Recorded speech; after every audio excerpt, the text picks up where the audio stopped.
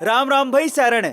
आखिर कौन है ये अंकित बयानपुरिया जिनके मोदी जी भी मुरीद हो चुके हैं? चलिए जानते हैं। दरअसल देसी वर्कआउट और राम राम भाई सारण ऐसे लोगों के बीच मशहूर हो चुके अंकित बयानपुरिया हरियाणा के रहने वाले हैं और वो स्विगी में डिलीवरी बॉय का काम तक कर चुके हैं। उन्होंने इस साल जून महीने में 75 हार्ड चैलेंज शुरू किया था, जिसमें वो 75 दिन तक एक स्ट्रिक्ट डाइट प्लान और रोजाना 2 वर्कआउट करते हैं और वर्कआउट करने के बाद भगवत गीता और शिव पुराण पढ़कर उससे मिली हुई सीख लोगों को अपने वीडियो के जरिए बताते हैं। उनके देसी वर्कआउट ने गांव के देहात में रहने वाले यंगस्टर्स में बॉडी बनाने का जुनून पैदा कर दिया है। अंकित ने अपने वीडियो से यह साबित कर दिया है कि बिना किसी अश्लीलता और छपरी काम किए भी फॉलोवर्स बढ़ाए जा सकते हैं। हर रोज वर्कआउट के बाद भगवत गीता और शिव पुराण पढ़कर उन्होंने आज के यूथ को हमारी भारतीय संस्कृति से भी जोड़ा है और अंकित के इसी काम से प्रभावित होकर खुद प्रधानमंत्री मोदी जी ने स्वच्छता दिवस पर अंकित से मुलाकात की है। वैसे गाइस, क्या आप भी अंकित की तरह 75 हार्ड चैलेंज करना चाहोगे? कमेंट सेक्शन में जरूर लिखिएगा। बंगाल का एक दिहाड़ी मजदूर मजदूरी करने के लिए सुबह सुबह खेत गया था और जब वो दोपहर को वापस घर लौट के आया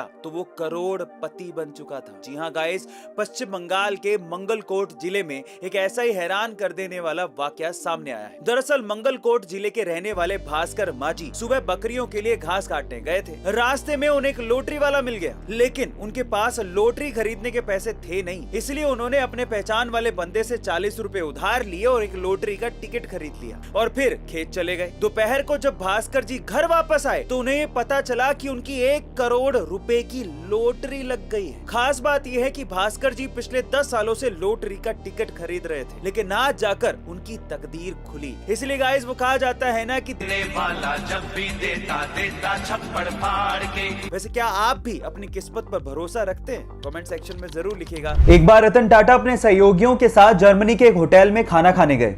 उनके सहयोगियों ने वहां पर थोड़ा ज्यादा खाना ऑर्डर कर दिया था। खाना सबने खा लिया था, लेकिन फिर भी टेबल पे 1/3 खाना बचा रह गया। जब वो पेमेंट करके जाने लगे तो एक बूढ़ी औरत ने उनसे कहा कि हम आपसे बहुत नाराज हैं क्योंकि आपने खाना बर्बाद किया है।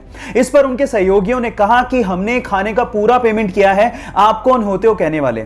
इस बात से गुस्सा होकर उसने एक जर्मनी के एक ऑफिसर को कॉल लगा दिया। वहां पर जब ऑफिसर आया और उसने जब पूरी बात सुनी तो उसने 50 यूरो का जुर्माना ठोकते हुए कहा कि खाना उतना ही ऑर्डर करो जितना खाया जाए।